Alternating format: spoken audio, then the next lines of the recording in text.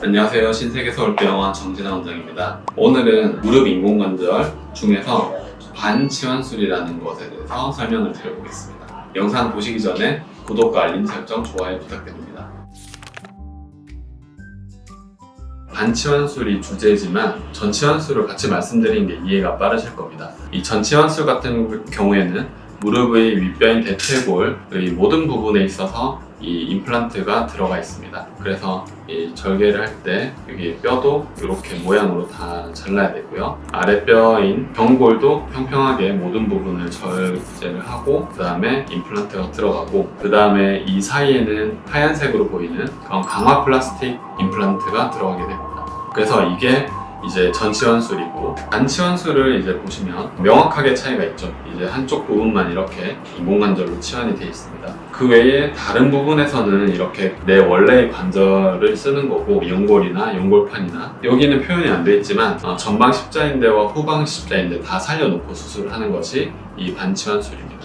이제 아까 보신 것처럼 전치환술과 반치환술이 다만 그냥 면적만 달라지는 그런 건 아닙니다. 뼈를 좀 절제를 하고 인공관절을 끼우기만 하는 게 이 인공관절 수술이 아니고, 우리 무릎이 외측과 내측 그리고 앞뒤로 움직이는 정도가 아주 적절하게 남아있어야 평소에 사용할 때 있어서 편안한 정도가 달라지게 됩니다. 그래서 전치환술 같은 경우에는 우리가 전방 십자인대는 적어도 희생을 해야 되고, 후방 십자인대를 살려놓는 경우도 있고 제거하는 경우도 있지만, 어쨌든 간에 전체적으로 밸런스를 맞춰줘야 됩니다. 하지만 이 반치환술은 간단하게 얘기하면 그냥 갈아 끼우는 것입니다. 남아있는 구조물들이 그런 것들을 충분히 역할을 하기 때문입니다. 반치환술은 손상된 연골과 뼈를 잘 절제를 하고 임플란트를 잘 이식하기만 하면 좋은 결과가 나타날 수 있다는 것이 가장 큰 차이점입니다.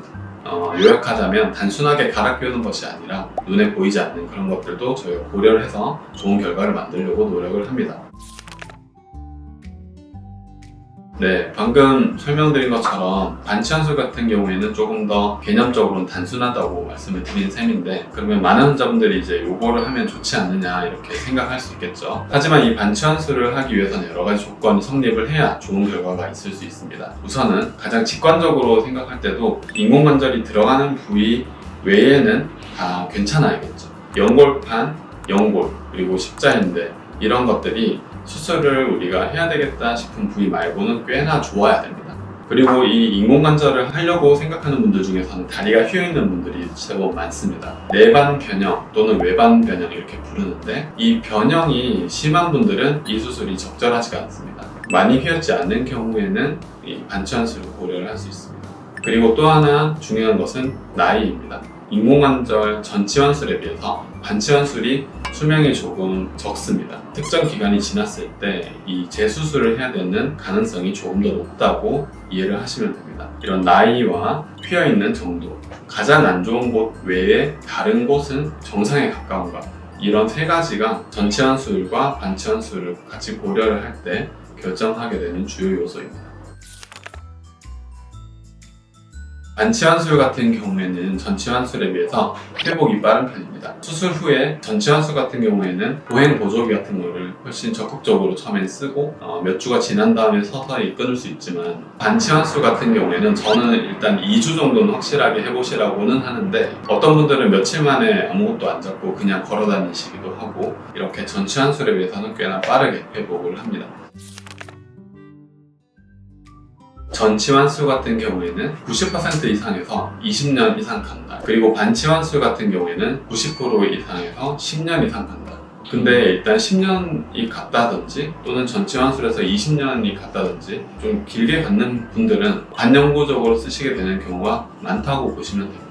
이렇게 말씀드린 건 다 연구를 기반으로 말씀드리는 건데, 현재 수술 기법도 발달이 되어 있고 임플란트도 더 발전을 했기 때문에 그 결과보다 더 좋을 것이라고 생각하는 것이 대부분입니다. 그래서 아까 말씀드린 반치환술 90% 10년, 전치환술 90% 20년, 이것이 최소한의 설명이라고 이해하시면 좋겠습니다.